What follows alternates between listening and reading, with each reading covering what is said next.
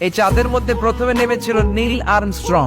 মহাকাশে যাওয়ার আগে তার আগে কুকুর পাঠিয়েছিল একটা, নাম হচ্ছে কি লাইকা। লাইকা নামে একটা কুকুর পাঠিয়েছে, যে মরলে আগে কুত্তায় মরুক, আমরা বেঁচে থাকি, ঠিক কিনা? নাসার বিজ্ঞানীরা আগে কুকুর পাঠানোর পরে দেখেন আসে বেঁচে থাকে না, কারণ আপনি মাধ্যাকর্ষণ শক্তির বাইরে গেলে ওখানে কোনো বাতাস নাই, ওখানে কোনো আওয়াজ নাই, ওখানে কোনো অক্সিজেন নাই, বাঁচার পরিবেশও নাই। চিল্লায় বলেন ঠিক কিনা?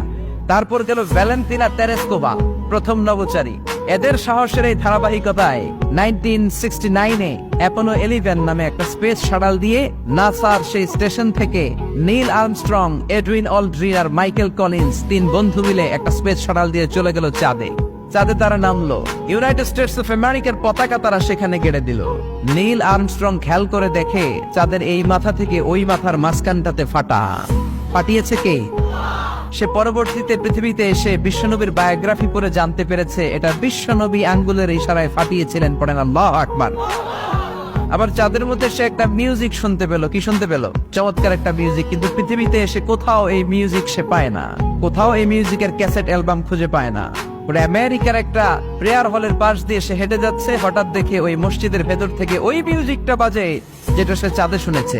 মসজিদে ঢুকে দেখে একজন লোক কানের মধ্যে দুই হাত দিয়ে এই মিউজিকটা বাজায়। আসলে এটা কি মিউজিক না আজান?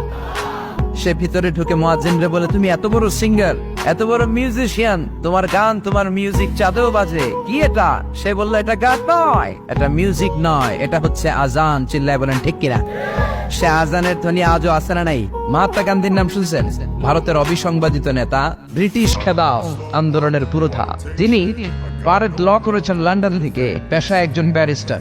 তিনি ভাবলেন সবসময় মুসলমানদের একজন নবীর কথা শুনি আমার হিন্দুস্থানে, সবাই বলে মোহাম্মদ মোহাম্মদ, কে মোহাম্মদ? দেখি তো তার একটা জীবনী গ্রন্থ পড়ি। তো 2 খণ্ড একটা জীবনী গ্রন্থের প্রথম খণ্ড উনি পেলেন। উনি ভাবলেন বইয়ের ভূমিকাটা পড়ে রেখে দিন, পুরোটা পড়ার দরকার নেই। কিন্তু ভূমিকা পড়ার পরে পুরো জীবনী পড়ার আগ্রহ, কৌতূহল, কিউরিওসিটি তার অন্তরে ঢুকিয়ে দিল কে? পড়তে শুরু করলো বিশ্বনবীর শৈশবকাল, কৈশোরকাল, যৌবনকাল, তার বিবাহ, তার সমাজনীতি, তার রাষ্ট্রনীতি, তার আন্তর্জাতিক নীতি, তার বাকি জীবন, তার মাদানী জীবন। পড়তে পড়তে প্রথম খণ্ড শেষ। এখন দ্বিতীয় খণ্ড পড়ার দরকার আছে না নাই?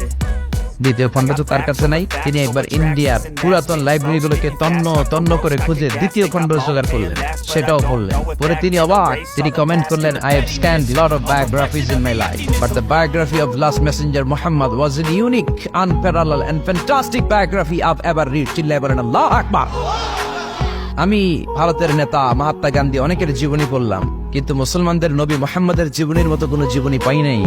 এই জীবনীটা, এটা একটা ইউনিক, আনপ্যারালাল, ফ্যান্টাস্টিক জীবনী, যে জীবনীর সাথে কারো জীবনীর কোনো মিল নাই। পড়েন সুবহানাল্লাহ।